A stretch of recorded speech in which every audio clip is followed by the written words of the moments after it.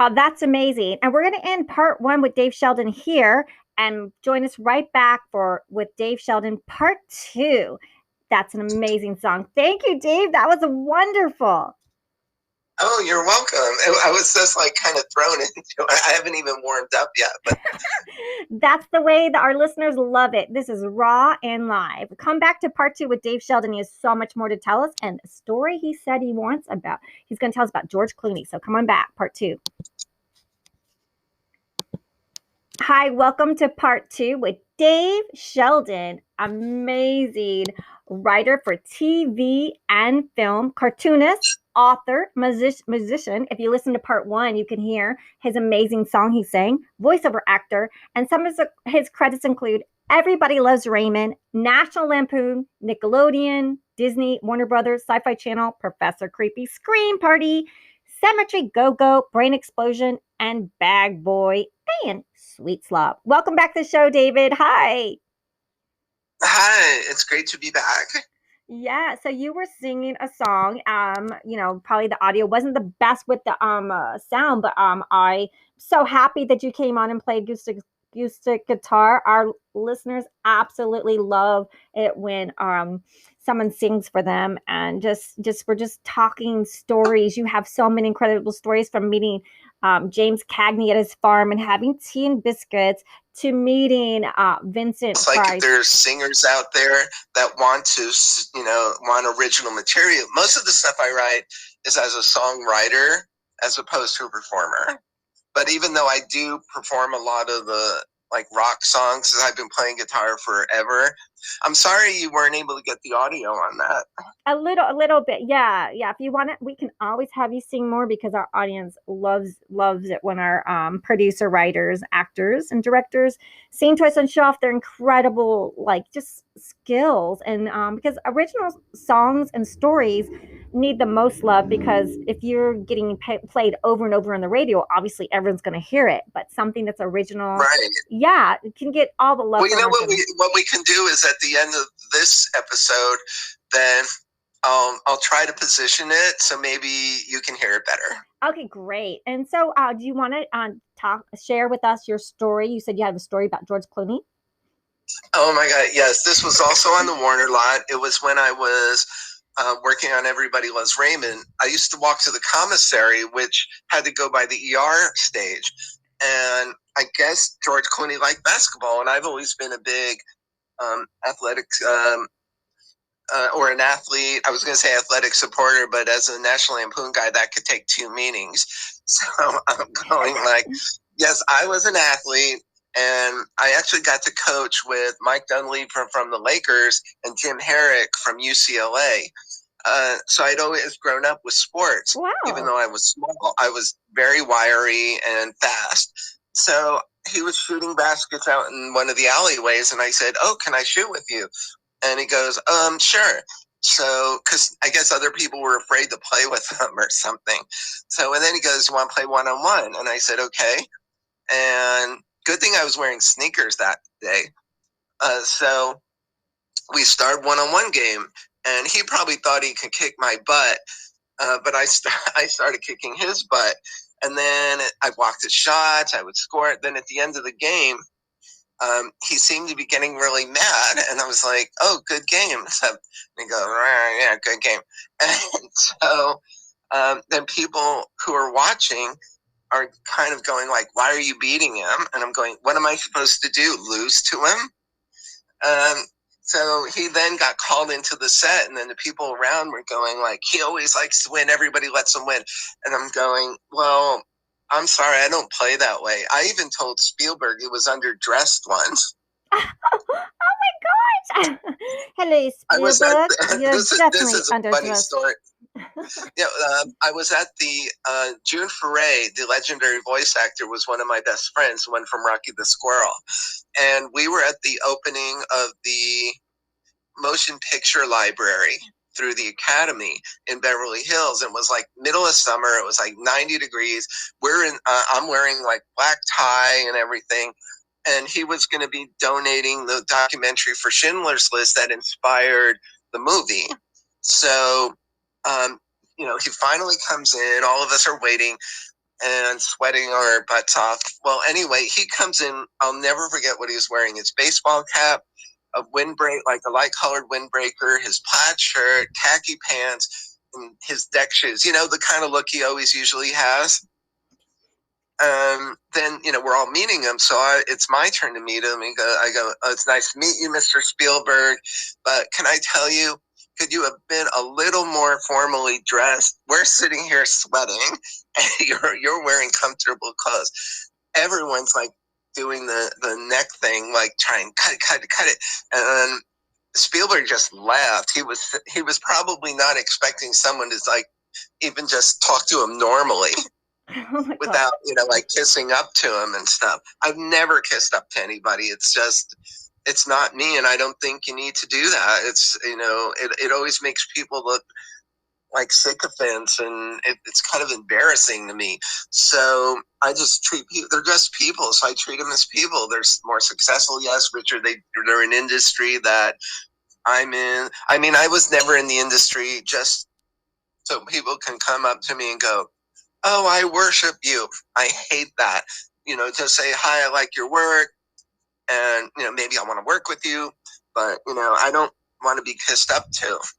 And so he thought it was very funny. So even stuff like that, it's just like, I'm going to tell him. Maybe it's being from New Jersey, too. I don't know. A little feisty guy, are you, huh? So little David's personality come out. So if you go to a nice event, please wear something nice. Or David Sheldon would be like, excuse me. I will call you out on it. I don't care who you are. Fashion is so different these days than when I would say my mom's growing up. But I think everything goes and anything goes. And in Hollywood, anything and everything seems to be okay these days. So who am I to say anything? But I love... We love stories. It's such a hypocritical industry.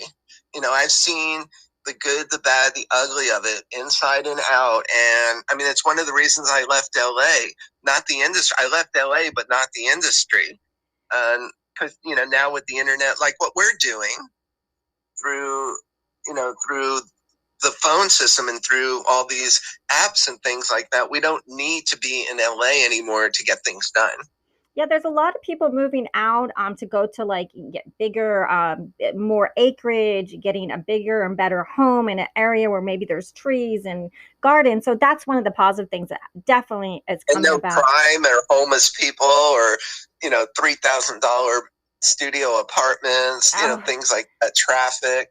I love it in West Virginia because where I live, it's right along the Ohio River. I came out because I was looking around for just a writing gig to get away from LA, and I happened to find one here in Sistersville, and I have not regretted it in the 2 years I've been here.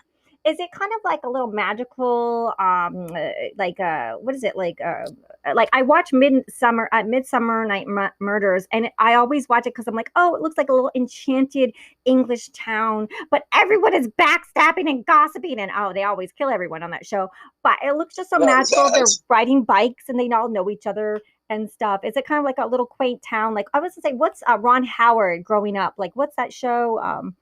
Mayberry, you mean like the Andy Griffith show? Yeah, kind of like that, or what is it? It is kind of like that, but yes, there's gossip. Yes, there are some strange people in this town. I talk about it in my stand-up act, but like people joke that you can find a date here, but you have to milk them first. Oh, that's terrible! Oh, wow! Wait, I need a gong for that. and that you only need one dentist for the whole town, the whole county even, because there's only 5 teeth cumulatively out here. Another gong, another. Oh my gosh! Oh, feisty David Shelton, feisty. Speaking of David, oh my gosh, there are people like that. For me, the biggest concern is that the health of people out here is so bad. And I mean, I'm actually running now for state delegate next year. Oh, because people had asked, they need someone to stand up for them. and no one's getting anything done. Businesses are falling off, and it's not just here, it's around the country in these small towns. And I'm also very political, but I'm also politically incorrect. So that's why I created Bitchy the Clown as a sounding board for that. There's links on SnuggyBear.com for him too. But I needed to, wanted help. I got very involved here. I've joined the Elks Club, and I've done a lot to help people here. I produced a film festival out here, believe it or not, and that went really well. We got a short film festival. We got entries from all over the world, and I just have fallen in love. And my children's book, Bad Boy and Sweet Sob, actually was published by a West Virginia publisher as a result of the local library, and I become kind of the brother to the librarian here. Her name is Shauna. And she told me about the publisher in West Virginia when I was looking for one for Bag Boy and Sweet Sob, which I originally wrote in LA it was a story about my ex-girlfriend and my ex-fiance at the time. And the publisher fell in love with the manuscript and the drawings, and next thing you know, we're winning the internet. We won the San Francisco Book Festival. And it only came out this year. We just won the International Book Awards from Reader's Favorite, and that's one of the biggest international book festivals. I mean, Jim Carrey, as much as I don't like Jim Carrey, he won more. Henry Winkler, James Patterson, Stephen King, who also kind of pisses me off. But all of these famous authors have won awards at these things, and it was a wonderful surprise to get the medal. They actually give you the medals. They're like Olympic medals. Oh, wow. That was so cool. Yeah. And speaking of things that you won, your song "I'm a Zombie" charted on the Kids Syndicated Radio Network, Jenny Radio. I'm a Zombie, yes. So maybe you could give us a little hint of that if you'd like to play that song, because it's always fun. That one I wrote for a kid actor that is in Professor Creepy Scream Party, and that was basically because he was working with he was a child actor, and he was in like The Babysitter, and he did voices for Minions, but for some reason they thought they wanted more white kids in the industry to do rap.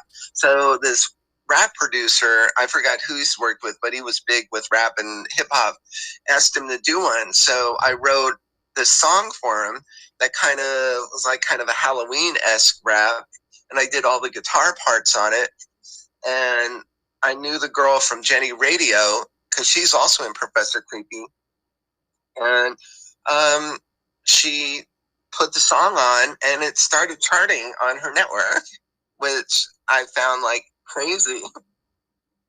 Oh, wow.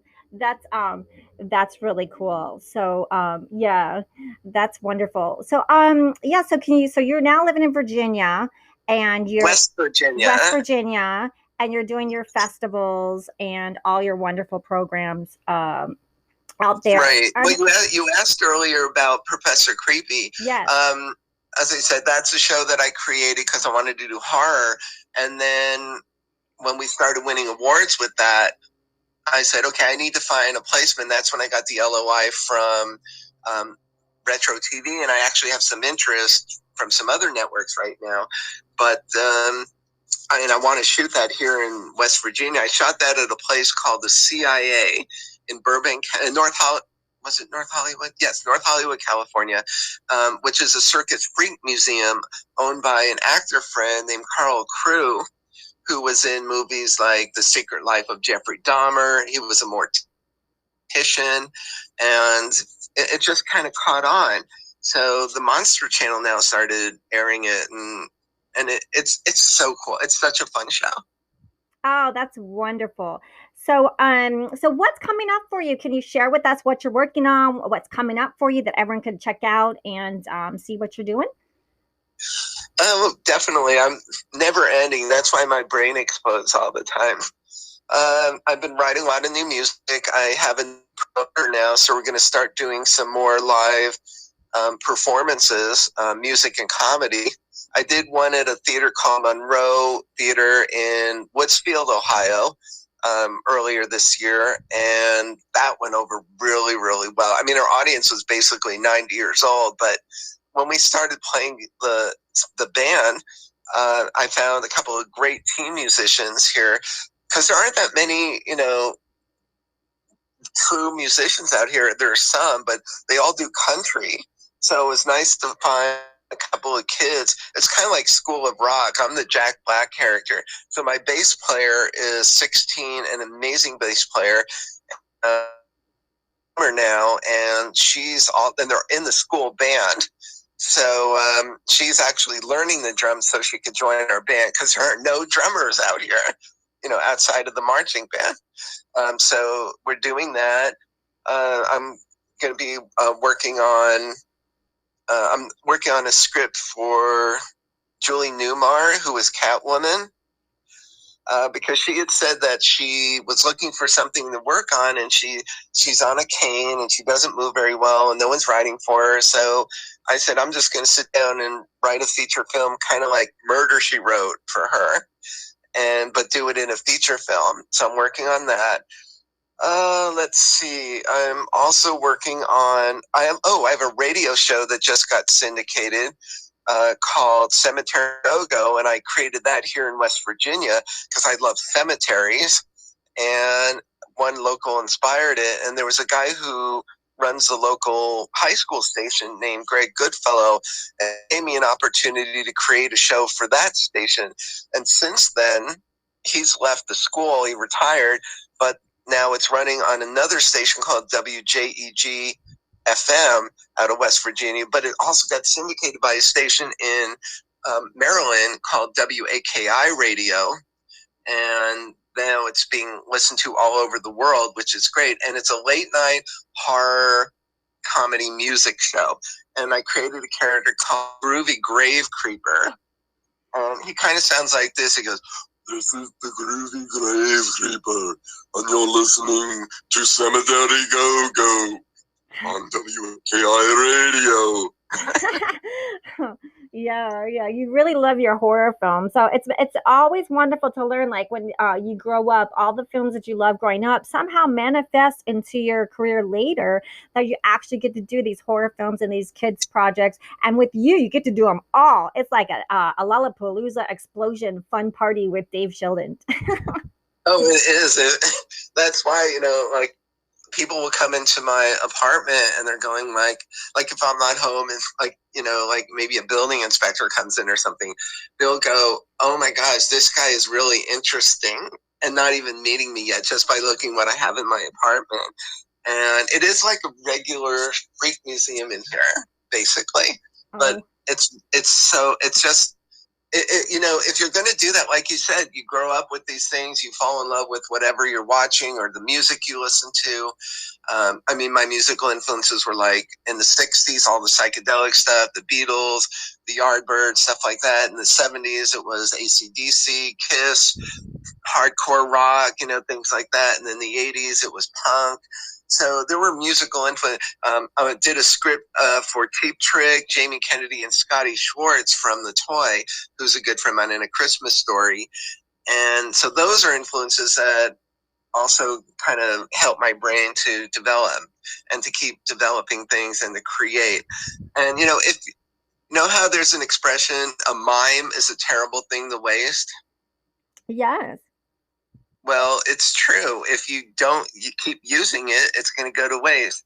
I also add in there a mime, like MIME. A mime is a terrible thing to waste because that came from a Mel Brooks movie. Yeah, I actually met Mel Brooks in Beverly Hills. I go to my dentist, and they used to have lunch all the time regularly over there. I won't mention the street and the day and the time.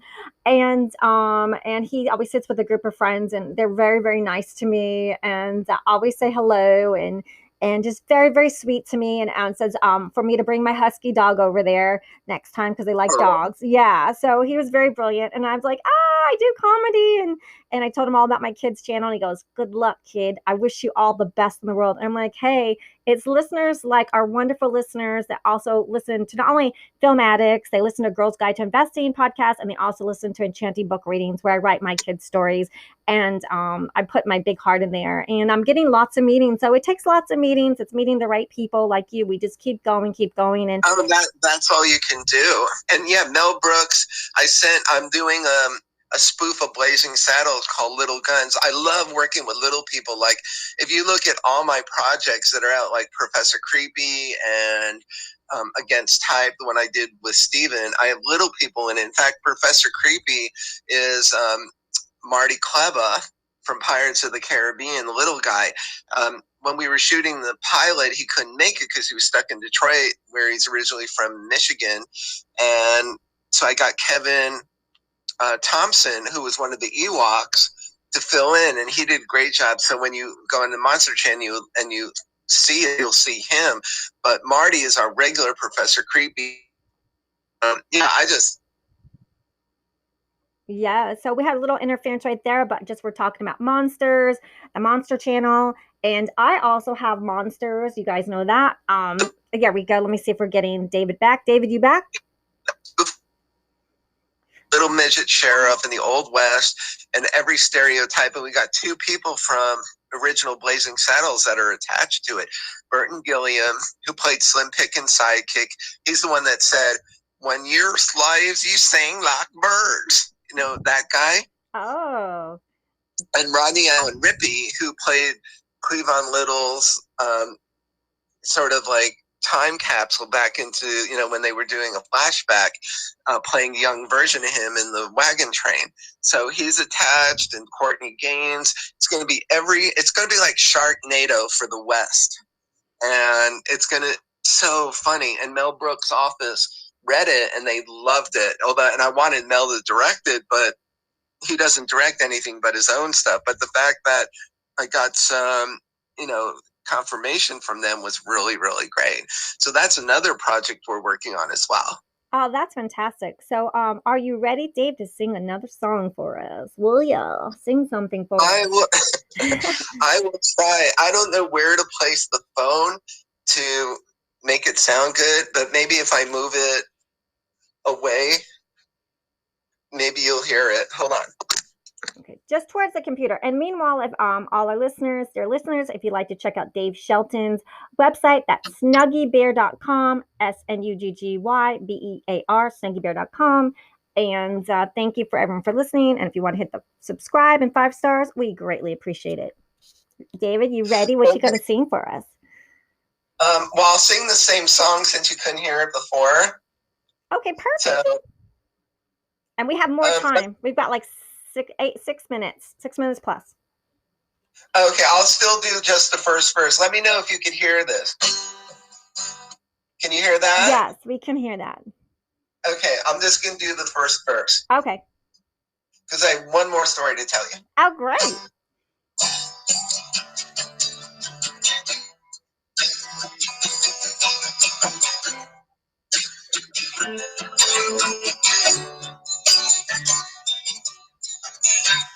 I look around the world,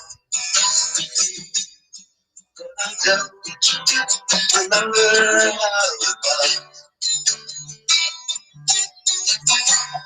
Maybe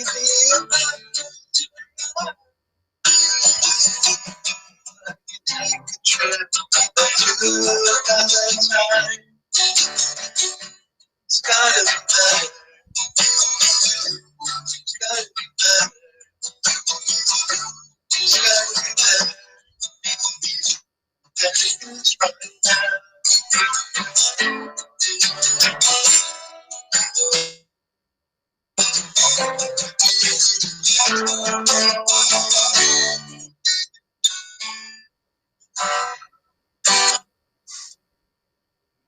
I love that. What is the first?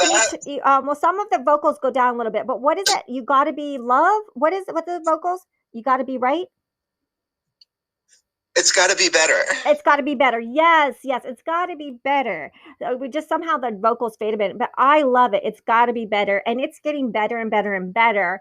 And we're getting better and more fantastic guests on Filmatics, and I just want to say thank Italy, India, Kenya, Ukraine. We're hitting #1 in all those countries. So thank you so much for listening. And thanks, the United States and Canada and Australia listening too. Thank you so much. And Dave, what's your new story you want to share with us? And if you listen to part 1, you'll learn how Dave met James Cagney and Vincent Price. So who else did you meet, Dave, to share with us? met so many different people, but there are two quick things. One is one day I was walking down Billy Drive, and Sylvester Stallone came out of I guess he was coming out of a restaurant or something, and all these paparazzi were there, and I was friends with Sylvester Stallone's son, coincidentally enough, the one who passed away.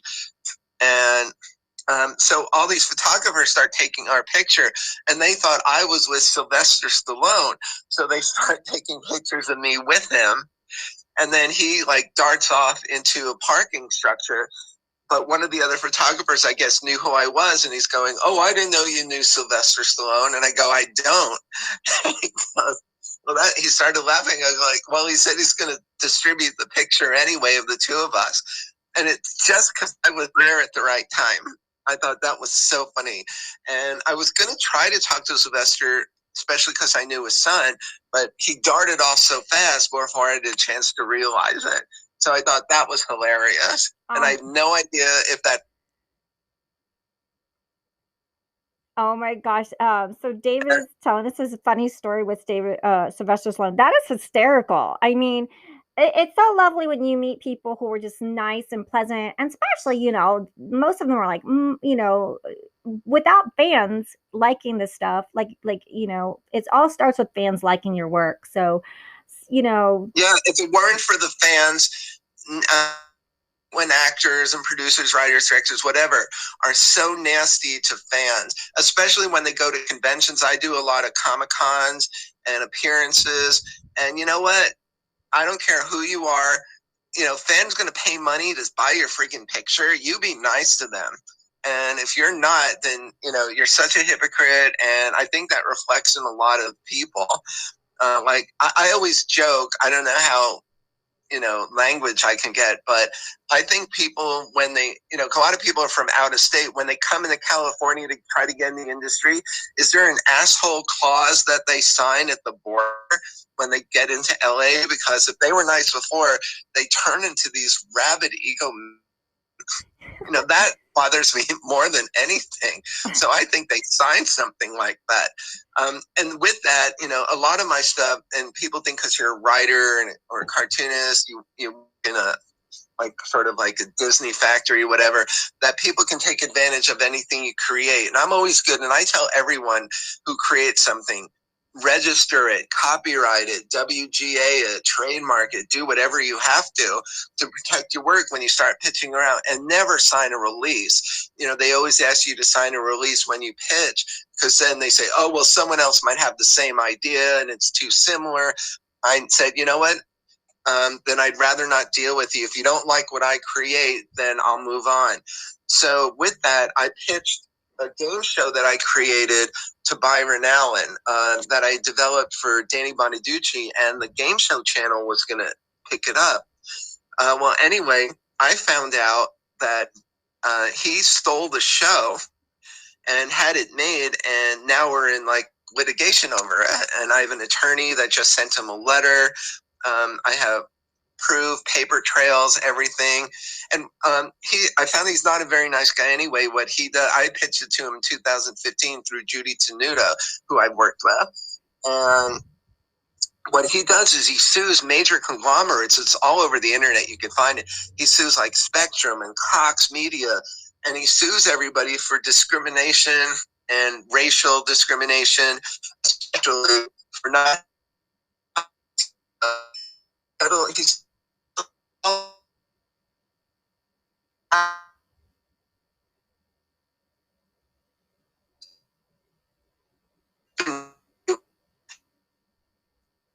I pitched to, and I got Tiny Lister involved. He was the actor that was in Fridays. He was a WWE wrestler in WrestleMania. He was the president of Fifth Element.